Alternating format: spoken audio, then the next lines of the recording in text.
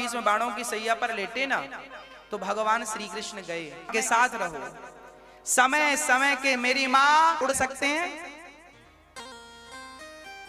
पर आई एरोप्लेन उड़ रहे हैं हम लोग।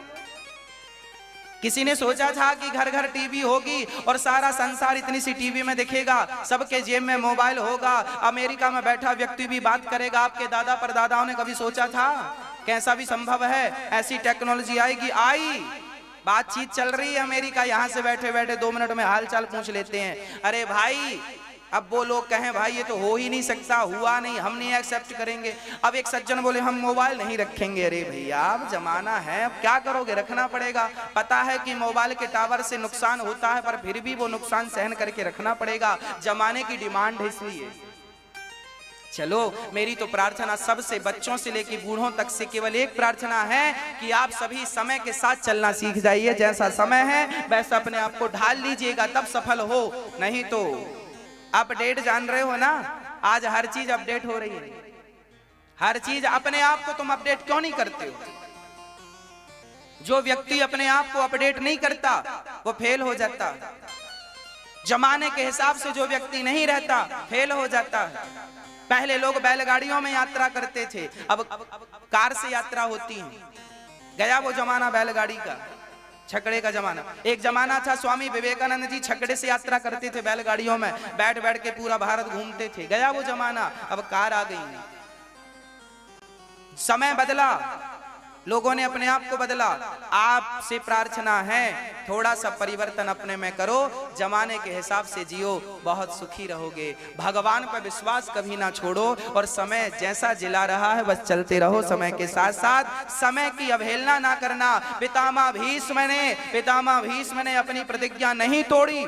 मैं तो पुराने ख्यालों का आदमी हूं, मैं तो अपने विचार नहीं छोड़ूंगा। नहीं छोड़ा तो महाभारत हो गया। मेरा पुराने विचारों को पितामह ने, पुराने ख्यालों को पितामह ने नहीं छोड़ा, महाभारत हो गया। आपके घर में भी कहीं महाभारत ना हो जाए, इसलिए पुराने ख्यालों को छोड़ करके जो जमाने में वर्तमान के ख्याल हैं उनको फॉलो करने लग जाइए, उनमें जीने लग जाइए, आदत बनाइए। भगवान को ना बिसारिए, ये तो सत्य है, पर समय के साथ रहना सीखिए। भाई, पुराने घर ऐसे बनते थे, आंगन हुआ करता था, छप्पर खप्पर हुआ करता था, अब लेंटर वाले घर बन रहे। अब कोई कहे ना साहब हम तो पुराने वाले घर में रहेंगे जिसमें खप्पड़ होगा, तो अब तुम तो रह लोगे पर तुम्हारे बेटा बहू थोड़ी रहेंगे। उनकी तरफ भी तो देखो, वो आज के लोग हैं, वो नहीं रहेंगे। अब बाप कहे मैं तो खप्पर वाले घर में रहूंगा, और बेटा कहे ना मैं तो पक्के लेंटर वाले घर में रहूंगा, तो लो झगड़ा हो रहा है कि नहीं? इन दोनों में से किसी एक को समझना चाहिए। आप जब समझदारी से चलेंगे और आप समय के साथ चलेंगे तो जीवन में कभी ठोकर नहीं लगेगी, जीवन में कभी दुख नहीं आएगा। ये लिख कर लीजिए मेरे से। समय के साथ जो नहीं चला वो सब पीछे रहते गए, और समय के साथ जो सब चलते गए वो आगे चले गए। इसलिए पितामह भीष्म को समझना चाहिए थी ये बात। समय के साथ जब पितामह भीष्म ने प्रतिज्ञा ली थी कि मैं हस्तिनापुर में बैठे हुए राजा की रक्षा करूंगा, उस समय हस्तिनापुर की राजगद्दी में स्वयं पितामह भीष्म के पिता शंतनु बैठे थे। उस समय वो धर्मात्मा थे। सुनिएगा मेरी बात। पितामह ने प्रतिज्ञा ली, मैं हस्तिनापुर की गद्दी में बैठे हुए हर व्यक्ति की आज्ञा का पालन करूंगा और रक्षा करूंगा। उस समय राजा धर्मात्मा था। फिर उनसे गद्दी खाली हुई तो पांडु आकर बैठे, पांडु से गद्दी खाली हुई तो धृतराष्ट्र आकर बैठे। अब देखो 3 पीढ़ी निकल गई, समय बदल गया।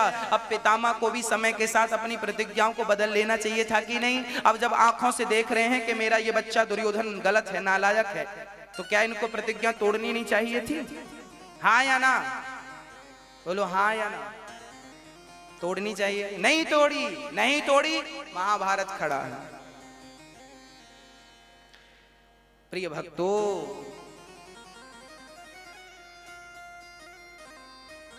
दुर्योधन ने कहा मैं पांडवों को मरा हुआ देखना चाहता हूं। अश्वत्थामा 5 पांडवों को मारने चला। 5 की जगह 5 द्रौपदी के पुत्रों को मार दिया। 5 का सिर काटकर दुर्योधन को दिया, ले ये पांडवों के सिर ले ले। दुर्योधन बोला ये पांडव नहीं, पांडव पुत्र हैं। दुर्योधन उसी क्षण प्राण त्याग दिया। सुबह द्रौपदी ने देखा कि मेरे बच्चे सोकर नहीं उठे, जाकर देखा तो पांचों के सिर तो धड़ तो थे, सिर एक का नहीं था। रो पड़ी, आओ अर्जुन देखो तुम्हारे बच्चे मर गए। किसने मारा? गुरु द्रोणाचार्य के पुत्र अश्वत्थामा ने मारा। अश्वत्थामा ने मारा है। भाई भगवान श्री कृष्ण को तुरंत लेकर आए। अर्जुन अश्वत्थामा को पकड़ने गए। अश्वत्थामा ने ब्रह्मास्त्र चला दिया मारने के लिए।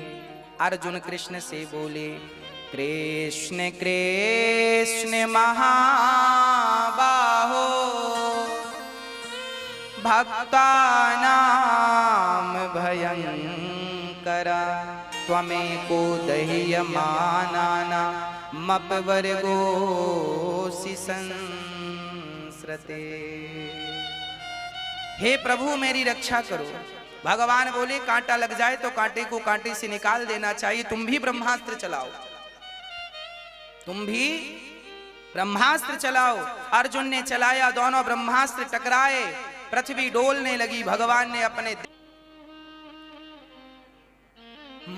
बाण बनकर गया। जयंत भागा, पिताजी पिताजी बचाओ। इंद्र बोले, किन से? बोले राम जी का बाण आ रहा है। तुरंत इंद्र बोले, निकल जा मेरे घर से, राम के बाण से मैं नहीं बचा सकता। ब्रह्मा जी बचाओ। ब्रह्मा बोले, मैं नहीं बचा, राम के बाण से कौन बचाए? शंकर जी बचाओ। शंकर जी ने कहा, राम के बाण से कौन बचाए, जा मर। जयंत एक पांव में चोंच क्या मारी, राम जी ने अपना बाण पीछे लगा दिया और रावण पूरी की पूरी सीता को लेके भाग गया। तो राम जी ने बाण क्यों नहीं चलाया रावण के लिए? जब सीता के पांव में कौवे ने चोंच मारा तो राम जी ने बाण छोड़ दिया। और अब तो पूरा का पूरी सीता माता को रावण उठाकर ले गया है। बाद में जयंत सीता मां के चरणों में आया और माफी मांगी तो फिर भगवान ने उन्हें माफ किया। सीता जी अशोक वाटिका में रो रही हैं। किसी ने पूछा, सीता क्यों रो रही हो? बोले, मेरे पांव में जयंत ने चोंच मारा था तो मेरे राम ने बाण छोड़ दिया था और यहां मुझे रावण उठाकर लाया है। तो राम जी ने अभी तक बाण क्यों नहीं छोड़ा? क्यों इस पर दया है? जयंत पर दया नहीं थी। जयंत को छोड़ा नहीं राम ने और इस रावण को छोड़ रहे हैं। तो किसी ने सीता से कहा, सीता इस लंका में एक व्यक्ति के कारण रावण को छोड़ रहे हैं। कौन है वो? बोले, श्रीलंका में राम का एक भक्त भी रहता है। राम जी चाहते तो वहीं से एक बाण चलाते, सारी लंका जलकर भस्म हो जाती, पर राम को लगता है कि सब भस्म होंगे, कहीं मेरा भक्त भी भस्म ना हो जाए। एक भक्त है विभीषण, उसकी रक्षा के लिए राम ने अभी इसे जिंदा रखा है। चलो, राम जी तो नहीं चलाए बाण, सब पता था, फिर भी पूछ रहे हैं। फिर सीता माता, आप तो पतिव्रता नारी हो, आप अपनी तपस्या से रावण को भस्म कर दो। क्या सीता माता भस्म नहीं कर सकती थी? क्या सीता माता? अरे सीता परम शक्ति है, राधा सीता एक है, ये सृष्टि का आधार है। हाँ, ये परम शक्ति है। ये रावण को चाहे तो तुरंत भस्म कर दें, पर नहीं किया, क्योंकि सीता मां है। सीता मां है और बेटा कितना भी नालायक हो, मां अपने बेटे को भस्म नहीं कर सकती। इसलिए माता ने रावण को भस्म नहीं किया। कहीं ना कहीं सीता रावण को पुत्र की दृष्टि से ये, अरे सीता तो अनादि है, जगत जननी है। वो क्या है? जगत जननी। तो जगत जननी है तो रावण भी और हम सब भी सीता की तो संतान है। इसलिए पुत्र जानकर सिया ने रावण को भस्म नहीं किया। पुत्र भाव था रावण के प्रति सीता का। हनुमान, अब रही बाण की बात, तो राम जी ने बाण छोड़ा है, और वो बाण कौन है? हनुमान जी बाण बनकर गए। और जब राम की कथा हनुमान जी ने अशोक वृक्ष पर बैठकर गाई, रामचंद्र गुण वर्णय लागा, सुनतहि सीता कर दुख भागा। जब हनुमान जी ने राम कथा सुनाई, तब सीता का दुख दूर हो गया। और सीता ने देखा, कौन हो तुम? हनुमान जी सामने आ गए। हनुमान जी बंदर के रूप में छोटे से थे। तो सीता जी से कहा, आप कौन? सीता ने कहा, आप कौन हो? मैं राम दूत, मैं माँ तू जानकी। माँ, मैं राम जी का दूत हूँ। राम जी, हनुमान जी को देखकर सीता जी रोने लगी। हे भगवान, इतने इतने बंदर इनकी सेना में है, रावण से क्या लड़ेंगे? हनुमान जी ने कहा, हम बंदरों की सेना है राम के पास। सीता जी रोने लगी, तुम बंदर कर क्या लोगे? रावण बड़ा। हनुमान जी बोले, माँ आपके आशीर्वाद से हम छोटे दिख रहे हैं, पर छोटे नहीं हैं, बड़े बन जाएं आपकी आज्ञा हो तो। हाँ हाँ बेटा, बड़ा। हनुमान जी बहुत बड़े बन गए। अब सीता जी ऐसे देख रही हैं, अच्छा तुम इतने बड़े बंदर हो? हाँ माँ।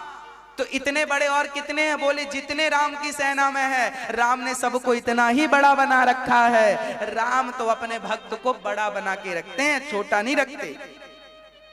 राम अपने सच्चे भक्त को बड़ा बना देते। अब बेटा तुम छोटे हो जाओ। हाँ अब मैं समझ गई, अब रावण का सत्यानाश हो जाएगा, अब हो जाओ। अब सिया जी प्रसन्न हो गई, अभी रो रही थी, राम राम राम। और हनुमान जी ने आकर माँ कहकर आज सीता माता का दुख दूर कर दिया। तो सीता जी ने पता है क्या वरदान दिया? अजर अमर गुण निधि सुत होहूं, करहूं बहुत रघुनायक छोहूं। हे हनुमान, मैं तुम्हें, सीता माता ऐसी वैसी कोई सामान्य नारी नहीं है, ये वही नारी है पराम्बा भगवती, जो आशीर्वाद दे देती हैं तो हनुमान जी को अमर कर देती हैं। जो नारी हनुमान को अमर कर सकती थी, वो अपने प्रभाव से क्या रावण को मार नहीं सकती थी?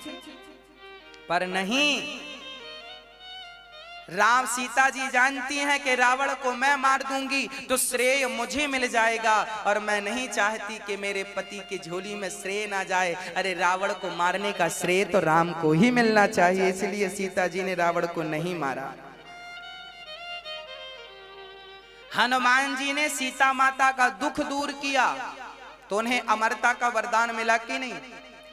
इस दुनिया का बेटा तब अमर हो जाएगा जब वो अपनी माँ का दुख दूर कर देगा। बेटा जब अपनी माँ का दुख दूर करता है तो बेटे के लिए माँ के अंदर से रोम रोम से दुआ निकलती है, और वही दुआ बेटे को अमर कर देती है। बेटा सारी सुख समृद्धि से संपन्न तब होता है जब माँ का आशीर्वाद हो। इसलिए प्रार्थना करता हूँ, हनुमान जी ने माँ का आशीर्वाद पाकर अमरता को पा गए। आप लोगों की जो खुद की माता है उनका आशीर्वाद ले लेना, क्योंकि वो माँ, वो भी जगत जननी माँ है, वही माँ है, वो सीता ही है, वो राधा ही है, वो सावित्री ही है, वही है तुम्हारी माँ। अपनी माँ को हल्के में ना लेना। आपकी माँ भगवान से कम नहीं है। हाँ, इसलिए माँ का आशीर्वाद लेना, माँ का दिल ना दुखाना। माँ का दिल नहीं दुखाओगे तो भगवान तुम्हारा दिल कभी दुखी नहीं होने देंगे। आप यदि माँ का दिल दुखाओगे तो फिर भगवान कहेंगे अब मैं तेरा साथ नहीं दूंगा। पांचों पांडव सदा कुंती की आज्ञा का पालन करते थे, जबकि 100 की 100 दुर्योधन अपनी माता गांधारी की आज्ञा का पालन कभी नहीं करते थे। जो माँ की आज्ञा का पालन नहीं करता उसका सर्वनाश हो गया, और जो माँ की आज्ञा का पालन करता है भगवान ने उसका साथ दे दिया। यही है माँ की सेवा का फल। भगवान भी उनके रक्षक हैं जो अपनी माँ की सेवा करते हैं। और द्रौपदी तो एक माँ है, और भला माँ कैसे न अपने बच्चों पर कृपा करे। हाँ, आप लोग अपनी माँ की सेवा करते हैं? करते हैं तो अच्छा है, नहीं करते तो आज से अभी से अपनी माँ के चरण दबाया करो। आजकल बच्चों को बिल्कुल फुर्सत नहीं है माँ से हाल चाल पूछने का। एक माँ आई हमारे पास, हमने कहा माँ क्या दुख है, क्या तकलीफ है, कितने बच्चे हैं? उन्होंने कहा महाराज हमारे बहुत सारे बच्चे हैं। तकलीफ क्या है?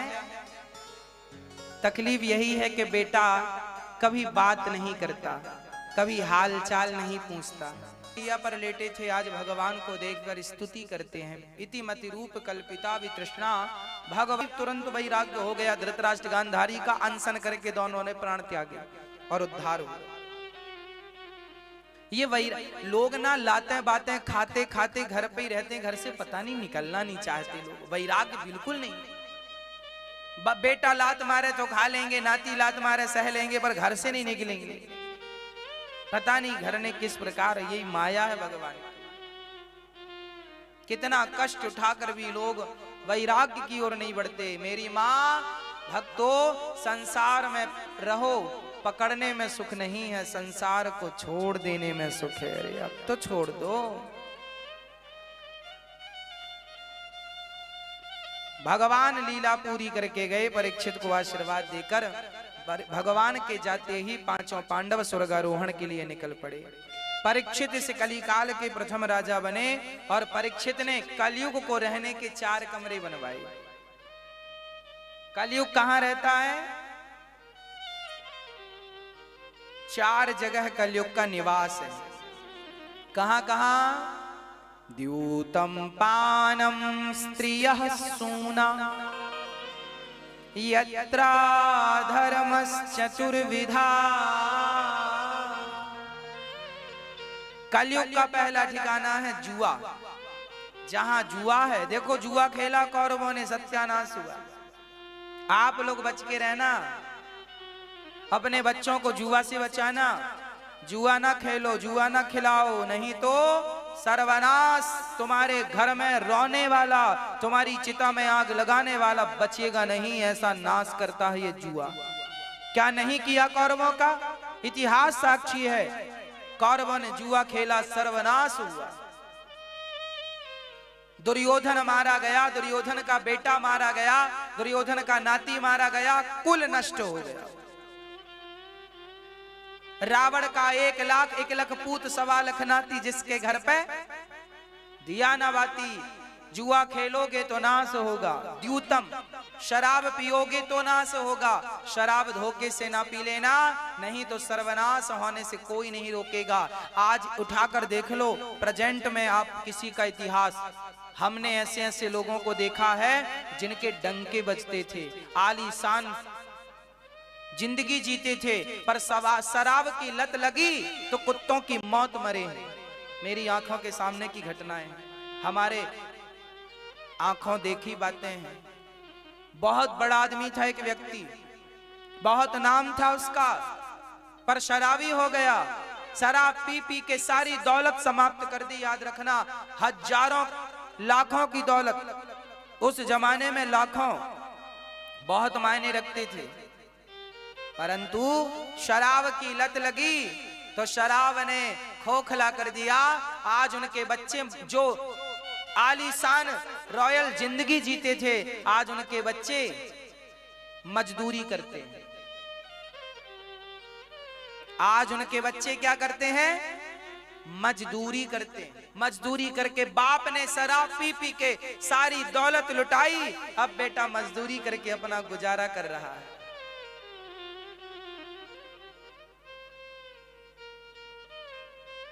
रोक लो समय पर मेरी माँ, सही वक्त पर ना समझे। दुर्योधन सही वक्त पर समझ लेता, भगवान शांति दूत बनकर आए थे, समझाया था महाभारत के लफड़े में ना पड़ो, नहीं समझा। देखो परिणाम।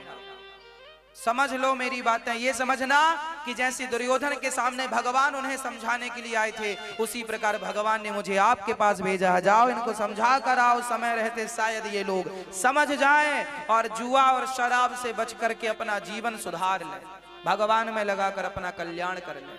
शराब पियोगे तो नाश नहीं होगा, सत्यानाश होगा, सर्वनाश। इसलिए शराब से बच के रहना। कई लोग कहते हैं महाराज जी हम रोज थोड़ी पीते हैं, कभी कभी पीते हैं। भैया शराब तो अपना देखो, आग में हाथ डालोगे तो आग हाथ को जलाएगी। जहर का प्रभाव, जहर पियोगे जहर मारेगा, अपना अपना प्रभाव सब दिखाते हैं। शराब आज तुम कभी कभी पी रहे हो, वो दिन दूर नहीं जब तुम्हारा कभी कभी रोज में तब्दील हो जाएगा। दिन देर नहीं लगती इसमें, कभी कभी जो है वो रोज रोज में तब्दील हो जाएगा, और रोज रोज में तब्दील हुआ तो बस उल्टी गिनतियां चालू हो जाएंगी। इसलिए बचाओ अपने बच्चों को, कह दो अपने बच्चों से शराब ना पिया करें, नहीं तो रोने वाला नहीं बचेगा। रहा ना को कुल रो बनिहारा, शराब पियोगे तो सत्याना। द्यूतम पानम स्त्रिया, ये खतरनाक। क्या खतरनाक? पराई स्त्री, पराई नारी को तुमने नजर उठाकर देखा और पराई नारी को तुमने टच किया, बस रावण ने पराई नारी का हरण ही तो किया था। माता सीता का हरण किया तो रावण के यहां रावण मरा तो रोने वाला कोई नहीं मिला। वो तो विभीषण रोया तो रोने वाले मिले, नहीं तो कोई रोना भी नहीं, कोई भी नहीं। रावण का बेटा नहीं बचा, नाती नहीं बचा, पंती नहीं बचा, संती नहीं बचा, कोई नहीं बचा। रावण मरा तो 1 लाख बेटे में एक भी नहीं बचा कि चिता पे आग लगा दी। रावण की चिता पर विभीषण ने आग लगाई। याद रखना मेरी माँ, लंका में लाखों लोग रहा करते थे, पर बचा वही जो भगवान की शरण में चला गया, बाकी कोई नहीं। जो भगवान की शरण में है वो सुरक्षित है, विभीषण सुरक्षित थे, बस ये याद रखो। पराई नारी का टच करोगे, किया करें, पाप कर करके तुमने गलत कर करके कोठी बंगले बना भी लिए